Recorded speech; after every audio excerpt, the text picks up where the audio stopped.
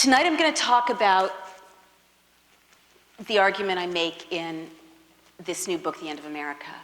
And I'm just going to speak from my heart about what I see happening right now and what we need to do about it.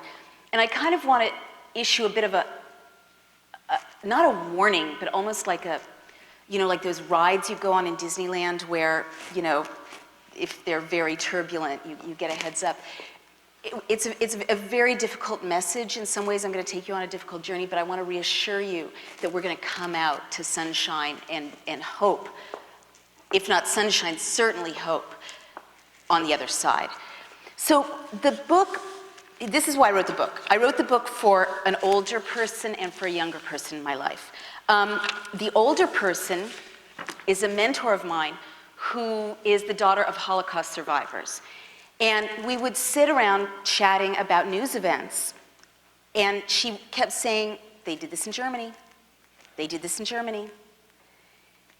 And at that time, I thought that this was a nutty thing to say, really extreme, really rhetorical, and I just disregarded it. But she kept saying, they did this in Germany. They did it in Germany. And she wasn't talking about the later years, National Socialist outcomes. She was talking about the early years, 1930, 1931, 1932, when Germany was a modern parliamentary democracy, a fragile one, but it would have been very recognizable to us. Germany in the early 30s had pop stars and Bauhaus architecture and Paris fashion and civil rights organizations, gay rights organizations, sex education organizations, page 6 writers, gossip columnists. And it was a democracy. And so she was talking about the very early pressures on a democracy, legal pressures on a democracy, by people who were intent on closing down that democracy. And I kept sort of brushing this off, but finally she sat me down and she gave me a stack of books and she almost physically said, read. And I started reading. And honestly, my hair stood on end because I saw that she was right. She wasn't being rhetorical at all. That in fact, not only were there tactical echoes from the past, but that what I was seeing was actual scenes recurring, imagery recurring, language, sound bites recurring in modern events in America. So then I began reading even more about how democracies close down, or how would-be despots crack down on the democracy movement. So I read about Italy in the 20s, and as always, Mussolini was the great innovator. He sort of pioneered this technology of closing down a modern democracy. I read about Germany in the 30s, as I mentioned, about Russia in the 30s, about East Germany in the 50s, Czechoslovakia in the 60s, Pinochet's coup in Chile, and I read about the Chinese crackdown on the democracy movement at the end of the 80s. And what became completely clear to me is that every would-be despot, every would-be dictator, whether they're on the left or the right, does the same 10 things. There's a blueprint to closing down an open society or crushing a democracy movement. And that, Mussolini kind of drafted this blueprint, and then Hitler studied Mussolini, Stalin studied Hitler, Hitler studied Stalin. The great dictators all kind of perfected it from one another. But then the petty dictators all over the world in the latter part of the 20th century, beginning of this century, reproduced the blueprint. We teach the blueprint at the School for the Americas. We teach the blueprint. So that, if you remember Thailand last spring, in 1 week it was a democracy, a week later it was a military dictatorship. And it was like they were going through a shopping list, and the way they worked. That was the blueprint. You see Burma, Myanmar, 2 weeks ago, because I know the blueprint, I was looking at my watch. Today they're marching the street. In 48 hours they're going to be shooting on the monks protesting. In a week they're going to be suspending communications. The blueprint is predictive. And what was even more chilling to me, and this is where I really have to applaud you for coming here on a Thursday night when you could be watching America's Next Top Model and listening to this. It's very brave of you. What became clear to me is that each of these 10 steps, these 10 classic steps that every would-be dictator puts in place are underway right now in the United States. I also had to write this book when I realized that because of a younger person in my life, two people actually. Jennifer Gandon and Chris Lee. She's a wonderful 28-year-old student that I mentored, a writer. And she was marrying Chris, who's a wonderful 28-year-old activist.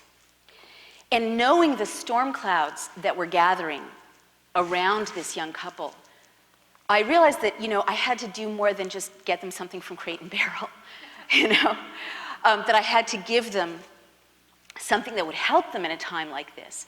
And so I wrote the book really for them, as well as for my older friend, because what it is a kind of refresher, a reminder to Americans. We don't tend to think about history a lot, I don't either, about how societies closed down in the past, a blueprint, and also a refresher about what democracy is and how to sustain it at a time when it's under assault.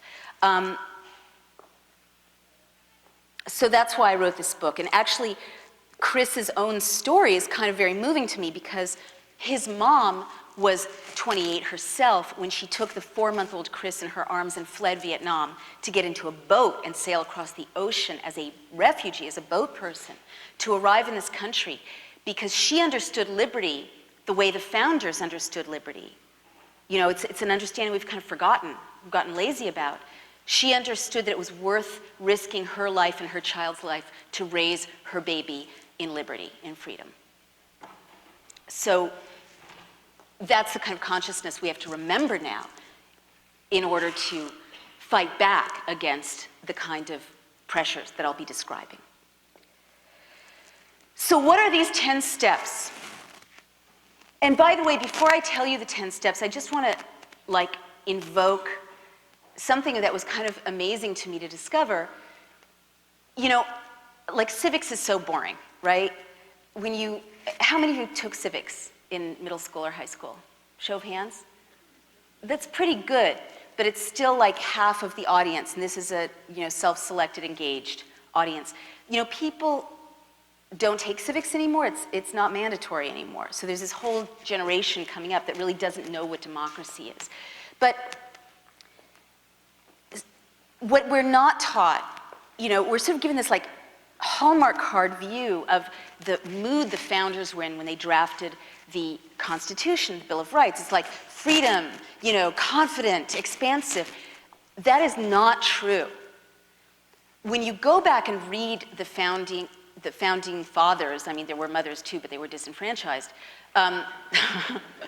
Took a while for, us to get included. You see that they were writing in a state of dread and fear because the founders knew in their bones that an American despot could easily arise in America to oppress Americans. They knew it. They knew it from their own experience. They had fled, or their parents had fled, countries where, like in England, Tom Paine was tried for sedition, for writing The Rights of Man. He could have been hanged by the Crown for writing that book. Countries where Quakers were tortured by the state for their beliefs. That's why they came to Philadelphia. And so the founders, in their hearts and their lived experiences knew what tyranny was. And so they wanted to create a place where you were safe from that kind of oppression. And that's why they set our system of checks and balances as they did. Checks and balances, what a boring term, right? I mean, we are not taught that this system is this sexy, passionate, amazing, inspiring concept, this radical vision of human self-determination. But they knew without a doubt that it was human nature to abuse power if power was unchecked, and that was why these checks and balances were so important. So what are these 10 steps that so profoundly assault the founders' vision and put us at risk? The first thing every would-be dictator does is to invoke a terrifying internal and external threat. And very often this threat can be real, and they'll hype it or use it manipulatively. For example, Stalin talked about sleeper cells. Who's heard that term in the last 6 years? Right? Right. Now, had you heard that term in the 80s or 90s? I hadn't. What are sleeper cells? Stalin said sleeper cells are capitalist agents, meaning us, capitalist terrorists, who were dressing like Soviet citizens, acting like Soviet citizens, hiding among good Soviet citizens sneakily, waiting for the moment, perhaps for years, when at a signal they would rise up and create anti-Soviet terrorist mayhem, right? So this was a hyped threat, didn't exist. It's a narrative that recurs, and what you'll see in what I'm sharing with you is that it's almost like someone in the Bush administration has gone back and seen what worked and just basically lifted those images, that language. Homeland, Heimat, right? Embedding of journalists. Goebbels pioneered the embedding of journalists. Leni Riefenstahl was embedded with troops going into Poland. Take a look at Mission Accomplished and take a look at the scene in Triumph of the Will where the Fuhrer is descending in a plane and greeted by his uniformed staffers, and he says, we need your support in accomplishing our mission. So many echoes. I mean, I started feeling this feeling of deja vu when I was like, okay, people are burning Dixie Chicks CDs. CDs don't burn. They emit toxic smoke. Why is this so familiar? And of course, Goebbels in 1933 staged spontaneous gatherings of students where they burned books. And again you see these echoes. So Stalin's was a hyped threat, but Pinochet told Chileans in 1973 about a real threat. There were really armed insurgents, but then he hyped it with fake documents, which is something despots often do. And remember, we saw fake documents when the White House showed the yellow cake documents, that there's a whole book saying everyone's like, no, they're fake, they're fake. But they said, oh, Niger is buying uranium. Iraq is buying uranium from Niger. We can't wait for the smoking gun to come in the form of a mushroom cloud. And so we were duped into invading Iraq. So similarly, Pinochet held up what he called Plan Z, fake documents that purported to show that these armed insurgents were going to blow up all this infrastructure and assassinate all these leaders at once. Fake, but it terrified Chilean citizens so that they didn't fight hard for their democracy when the coup was attempted. The second thing a would-be despot always does is to create a secret prison system where torture takes place that is outside the rule of law. And very often, they will also establish military tribunals that strip prisoners of due process. Again, Lenin was the innovator this time, but Mussolini studied Lenin and developed his system called Confino. Hitler studied Stalin and developed the People's Court system. I beg your pardon, Hitler studied Mussolini with the People's Court system, and Stalin studied Hitler. And so what happens when you have a military tribunal system and a secret prison system outside the rule of law where torture takes place is that it starts to put pressure on the rest of civil society. And I'll tell you how. Now, this is really difficult. But this is I've started to offer $50,000 for anyone who can do this, even though I don't happen to have $50,000 handy. But I invite you to name a society that created a secret prison system outside the rule of law where torture takes place that didn't sooner or later turn the abuse against its own citizens. So why should we worry about the fact that brown people with Muslim names on this far-off island are being tortured? The White House says we don't torture. It's a lie. They're being tortured systemically. People in US-held prisons in Iraq are being tortured. People at black sites are being tortured. Why should it bother us? My brother's a really decent guy, but he said, that's not my issue before he read my argument. And so apart from the moral issue, why should we worry that the state has legalized torture?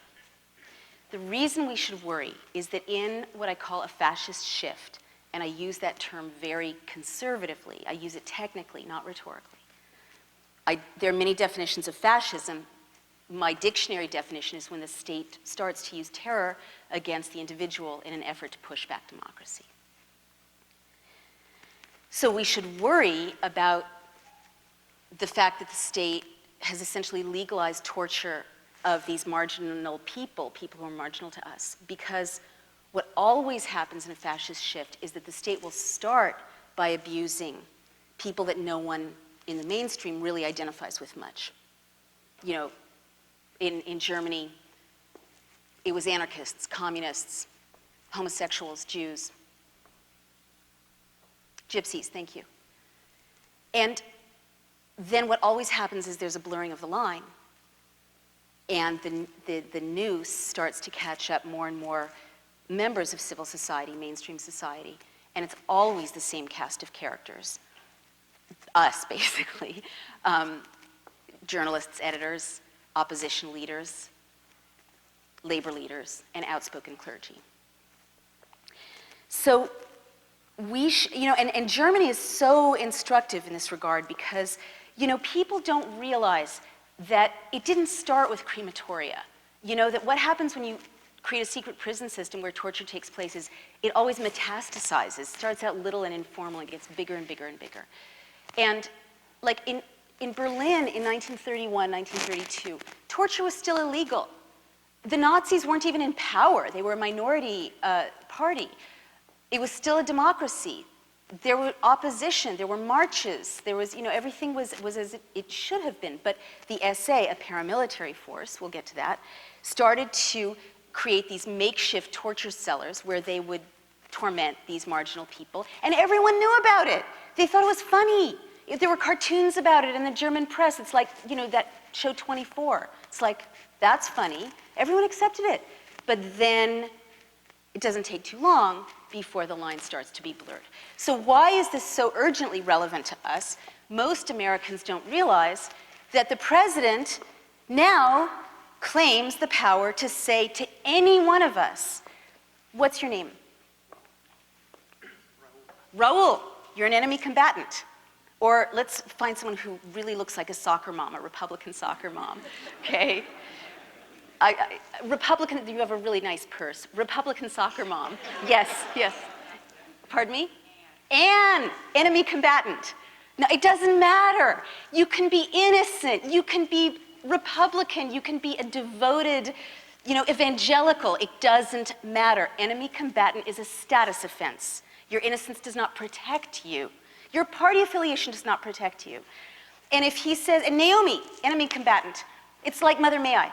If he, on his say-so alone, he can name you or me an enemy combatant, and they can't torture us yet, but they can take us to a Navy brig to a 10 by 12-foot cell and keep us in American citizens, innocent American citizens, in solitary confinement for up to 3 years, making it difficult for us to see our families, to contact our lawyers, difficult to have charges filed, okay?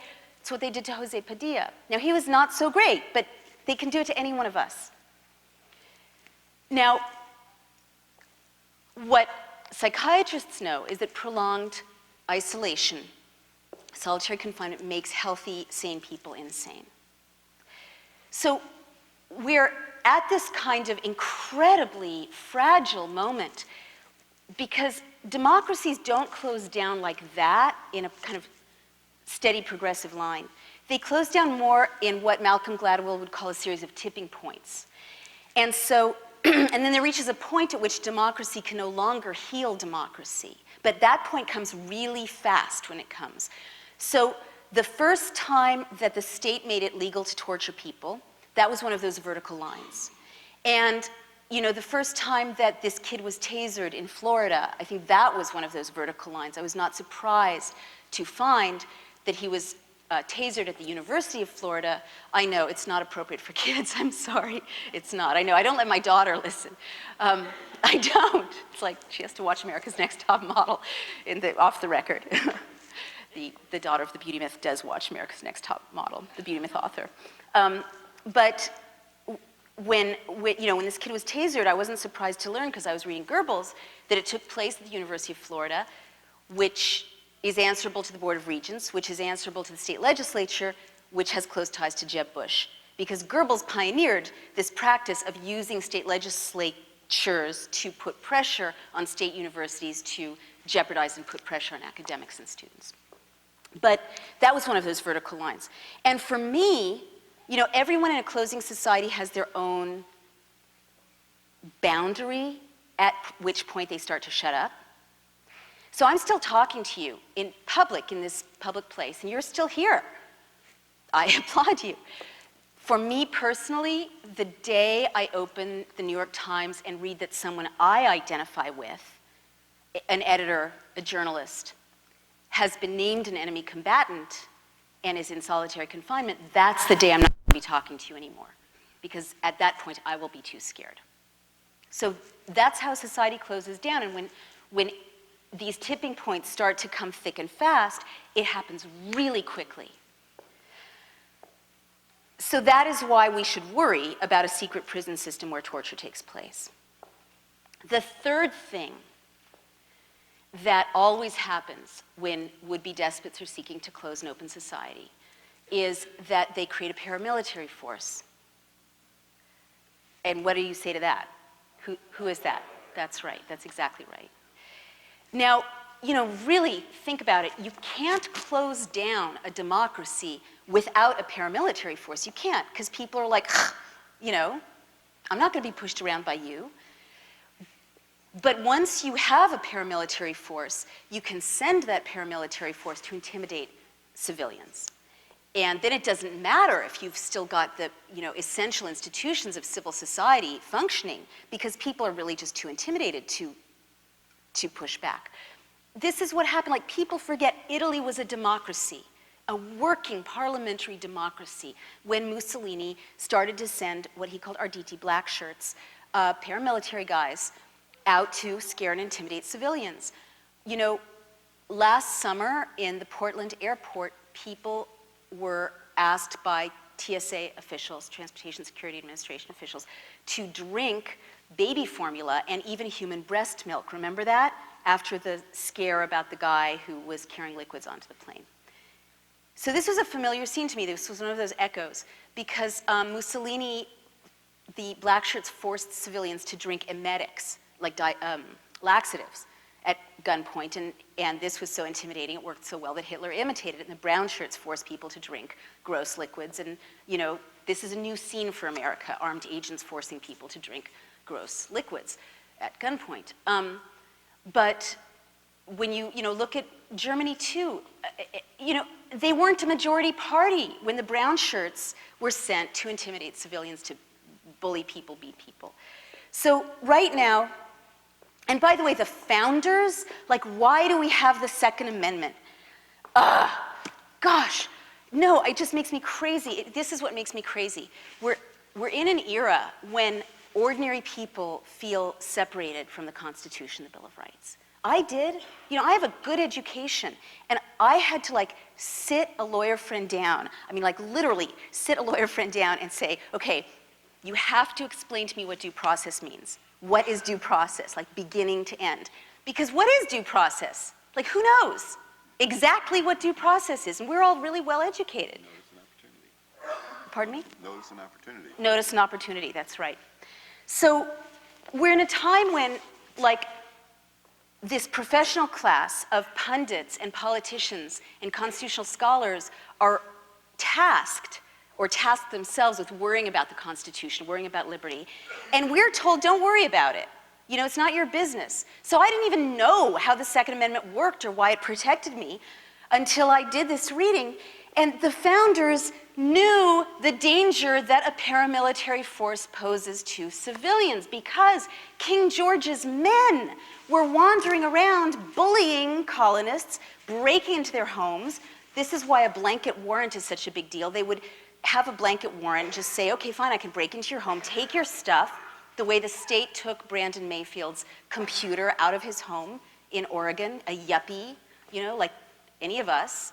And I say that in quotation marks, but he was like a total mainstream American, innocent guy. They broke into his home, went through his kids' stuff, took his stuff.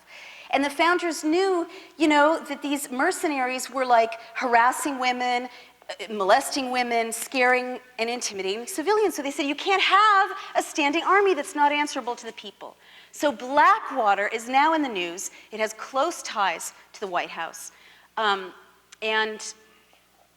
Blackwater is in the news right now in Iraq for massacring 17 civilians 2 or 3 weeks ago. And they got a slap on the wrist. But what most Americans don't know is that Blackwater is already operating on Main Street, USA. They were invited by the Department of Homeland Security to patrol the streets of New Orleans in the wake of Katrina. And they just got a $1 billion contract to work more intimately in the United States. Their business plan calls for increased deployment in America in the event of a natural disaster or a public emergency. And the Defense Authorization Act of 2007 makes it easier for the president on his say-so alone to declare a public emergency, because he says there's a public emergency.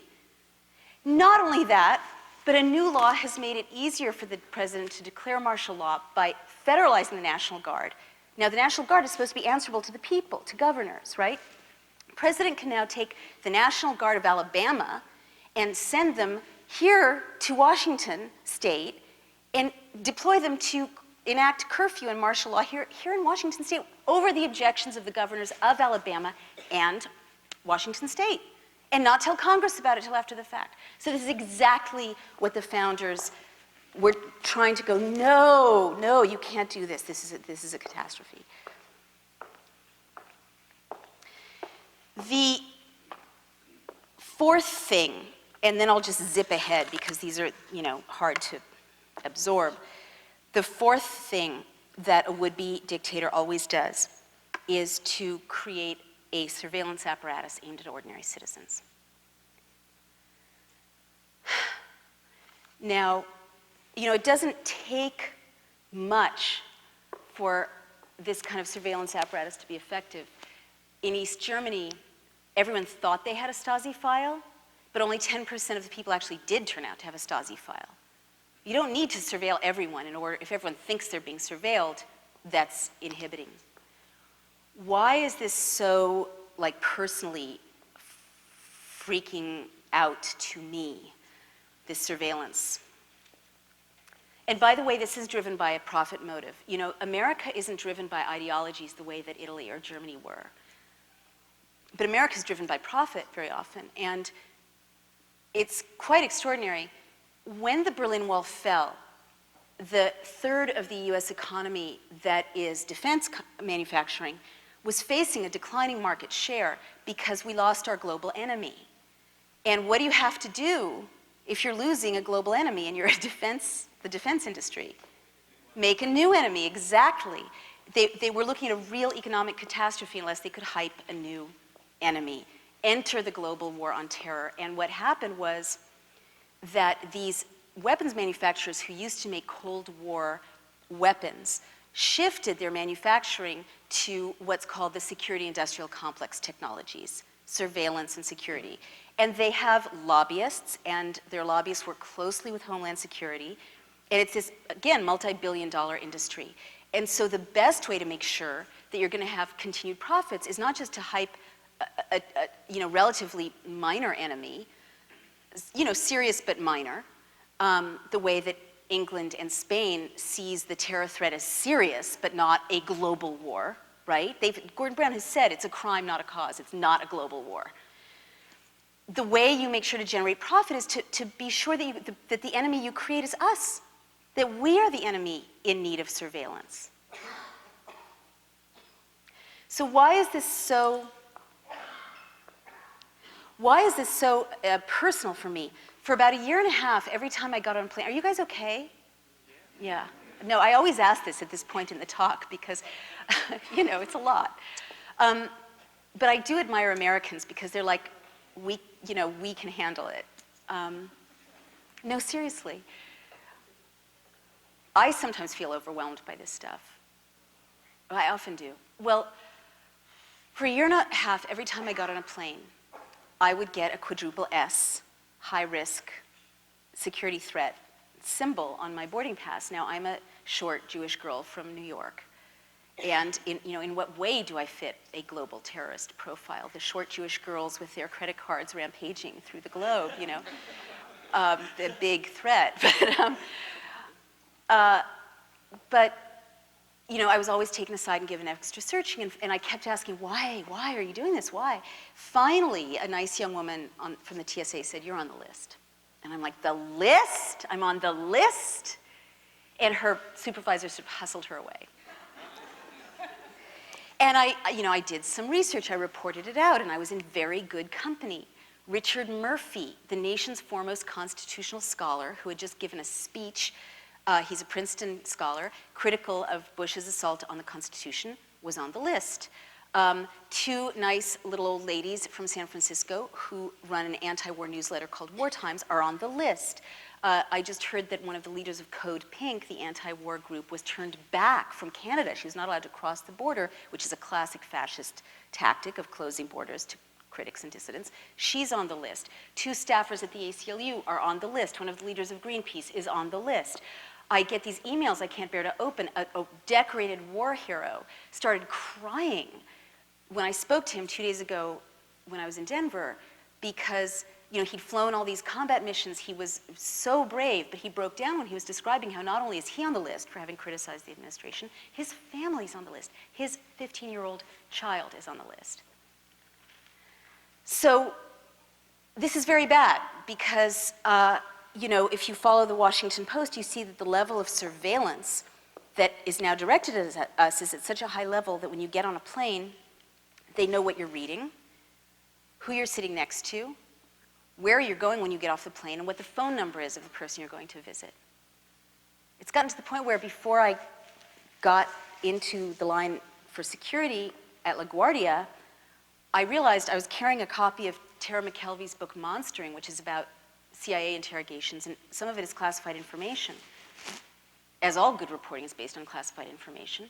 And I threw it away, a $30 hardcover. I put it in the garbage because, I was too scared to go through security with it. So it's very, very bad when there's a security apparatus aimed at ordinary citizens, because you start by getting on the no-fly list or the watch list, but there are lists, and this is a classic fascist thing to do. They did it in Italy, they did it in Germany. You get on the list, and pretty soon welfare benefits, job opportunities close down if you're on the list. And other unpleasant things happen. When I got to Vermont, where I was copy editing this book, I had my computer inside my suitcase, and I got to my hotel room and I unzipped my suitcase, and on top of my computer was a letter from Homeland Security in my suitcase. So it's not good. So I'm going to just zip through some of the other steps. The fifth thing you do in closing down an open society is arbitrarily detain and release citizens. You infiltrate citizens' groups. The ACLU has many lawsuits against the infiltration of ordinary groups here in Seattle. I'm sure anti-war groups, environmental groups, total non-terrorist groups are, if it's typical of the rest of the country, being infiltrated by police or intelligence agents who dress like you or me. In fact, they're probably possibly here tonight. And no, seriously, hello. Yes, right? And you infiltrate citizens' groups, and that's an important piece in breaking down democracy, because then citizens don't have the trust level of working effectively together. You target key individuals. I mean, there's some amazing examples of this, and again, I keep getting emails every day. Everyone from the JAG military lawyers, these patriotic lawyers, probably most of them Republicans, who were told to sell out their clients, the detainees, and refused to because they're lawyers. They're not allowed to do that. It would violate their oath. And their careers were derailed. To Bill Maher, who said one thing, and pressure was put on CBS, was it CBS, on his parent company to fire him. To Dan Rather, who just brought a $70 million lawsuit against Viacom for being ousted because of White House pressure. This is, again, a Goebbels tactic that you target key individuals, people in the press, academics, people in the media, performers, the Dixie Chicks, so that people see that you crash and burn or there are repercussions if you stand up. You restrict the press. is the next step. And the classic example of this is, remember the Swift banking story when the New York Times under executive editor Bill Keller reported this classified program that the White House was following banking, financial records. So there was this drumbeat from the White House, treason, treason, treason, right? They should be prosecuted under the Espionage Act. And Melanie Morgan actually called for a prosecution for treason, and one of the consequences of a conviction for treason is execution. And she's like, whatever, that's fine. So this was really scary to me because I was reading, in a strong democracy, that's just hype, that's just language. It's just like, oh, God, they're at it again, the right wing. But in a weakening democracy, it starts to get not so funny. And really not funny when you're reading Stalin, and you find out that in 1937, Nikolai Bukharin, who actually was the publisher of Izvestia, which was the equivalent of the New York Times for Russia at that time, was charged with treason and actually executed in the Third Moscow Show trial. And this espionage, what happens in a closing society is there starts to be a drumbeat of words like terrorist, enemy of the people, sabotage, espionage, treason. And the definition of terrorist or traitor or spy starts to expand and expand, entangling more and more people, more and more criminalization of speech. So, for instance, the blueprint is so predictive. Because of what I know about the blueprint, I could tell when a law was passed last fall expanding the definition of terrorist to include animal rights activists, I knew that within about 6 months, people who looked like the boy or girl next door would be called terrorists and prosecuted. And that's exactly what happened by about March, about 6 months later. By the same token, we were talking about the blurring of the line and how predictive it is. You know from history that the first people to be tried under the Military Commissions Act are likely to be white and English-speaking. And in fact, David Hicks, a white English-speaking prisoner, was among the first to be tried by the military commissions. It's so predictive that the tasering of this kid happened right, like according to the clock. So, there's this drumbeat, espionage, there was this drumbeat to charge people who released or revealed classified information with the 1917 Espionage Act. This sounds sensible. We're at war. You don't want spies. But the history of the Espionage Act, and I didn't know this until I read about it. The Espionage Act was last used during the drumbeat running up to the Great War, the First World War. And it was used to round up people like us, again, critics, anti-war activists, journalists, people who were fighting child labor without warrants, mass arrests, people were beaten, and Eugene Debs got a 10-year sentence under the Espionage Act for giving a speech about the Constitution. And the Espionage Act arrests quieted dissent in this country for a decade. So it is not a happy thing, the invocation of the Espionage Act against Bill Keller. And, and there are other examples of horrible things happening to journalists. Greg Palast, who wrote Armed Madhouse, was investigated by Homeland Security. And staffers for Associated Press and CBS have actually been seized in Iraq because the US didn't like the images and stories they were producing. And, they were held without charges in abusive US-held prisons. So it's very bad. And the last two things you do in a fascist shift when you're closing down an open society, I mentioned you recast criticism as espionage and dissent as treason. Remember, Hillary Clinton was called a traitor for criticizing the deployment of the war. And the last thing that happens is that you subvert the rule of law or simply declare martial law. And in the run-up to the election, according to the historical blueprint, the months before an election are a very unstable time, most likely to see acts of provocation, hyped threats, destabilizing scenes where there'll be a protest and agents provocateurs will provoke violence or engage in violence to give an excuse for a crackdown. But more sort of routinely, at the end of my argument, I play out a series of what-ifs for this last point in the classic fascist shift, which God willing we're not going to get to because we're all going to rise up right now and save the country. We are. But what is more likely to happen is something more subtle. Remember the US attorney scandal? Okay, so when I first heard about it, I was reading Goebbels. He was so brilliant. And, you know, I said I bet those attorneys were in swing states.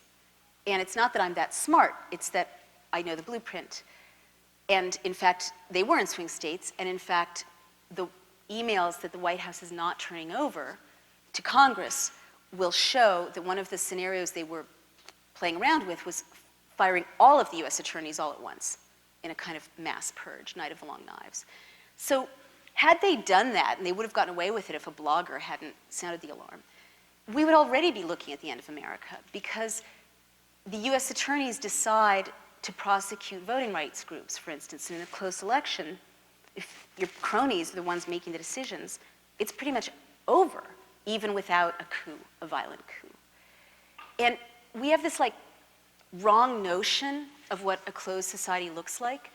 A closed society doesn't look like marching goose-stepping columns or crematoria in the distance.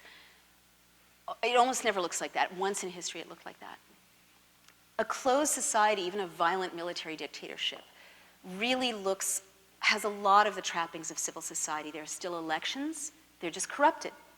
Tyrants love holding elections. It validates them. Hitler held elections. 99% of the Austrians voted ja to their own annexation because there were brown shirts outside the voting booth menacing the people who were counting the vote. Do you guys remember the reports of Republican staffers, young men dressed identically, menacing people counting the vote in Florida? There are still elections in a closed society. They're just corrupted. There's a changing of the guard. And Giuliani is clearly the designated successor. But it's the same cabal in power, essentially. There's still a judiciary in a closed society. They're just not free to adjudicate freely and go against the regime. There's still academics. They're just watching what they say. There's still newspapers. You just know exactly how far to push an inquiry.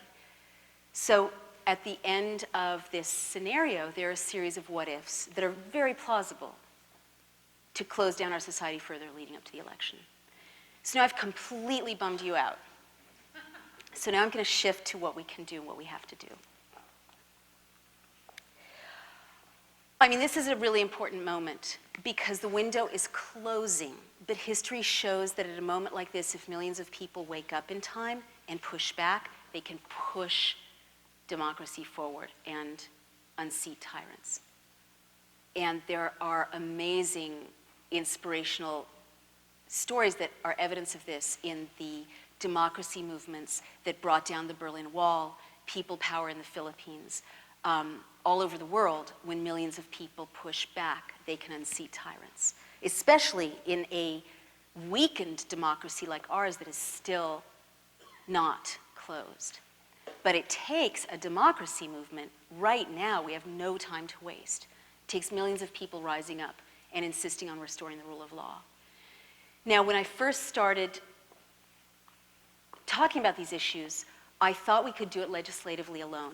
And a few other leaders, or a few leaders and myself, started what is called the American Freedom Campaign, which is a grassroots democracy movement aimed at confronting these abuses and restoring democracy in time to save us. And we started out with nothing, and now we have almost 5 million members in our various partner organizations. And we're aiming at 10 or 20 million. And we got commitments from all the candidates to restore the Constitution. All the candidates on the Democratic side, Hillary and Obama, were the last holdouts, but they just signed or gave language. And now we're going to the Republicans. Only Ron Paul has signed right now. Yeah, I know. But this is not enough, I now realize. The violence is escalating. You know, the thing about a fascist shift is that when people start to wake up, that's when they start to crack down harder. And I'm very worried about these reports of massacres in Iraq. Very, very worried, reading today that the State Department is protecting Blackwater in Iraq from being investigated. And I'm very worried about these tasering scenes and scenes of people being pepper sprayed and scenes of women being dragged away in the Phoenix airport that keep showing up on AOL in eerily good video. Because you know, again, National Socialists created a lot of footage of atrocities early on to freak people out and intimidate them. So what I'm saying is we need to ratchet up our efforts even as they ratchet up the violence or the suppression. And now, at this point, I am persuaded by the historical record that a national uprising to restore democracy is incredibly urgent, but that it's going to take more than that. And I never thought I'd say this. I didn't think impeachment was a good idea when I began this journey because it's so destabilizing. But what we're faced with if we don't is so much more destabilizing.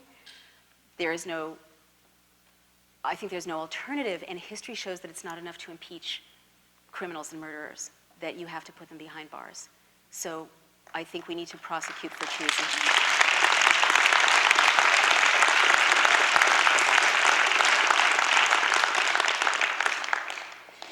So I will end this by saying that if we all take on the Patriots' task, and it begins with a revolution, as Gloria Steinem would say, from within, there is every reason to believe we can save our country in time and restore liberty to our neighbors and our children and ourselves.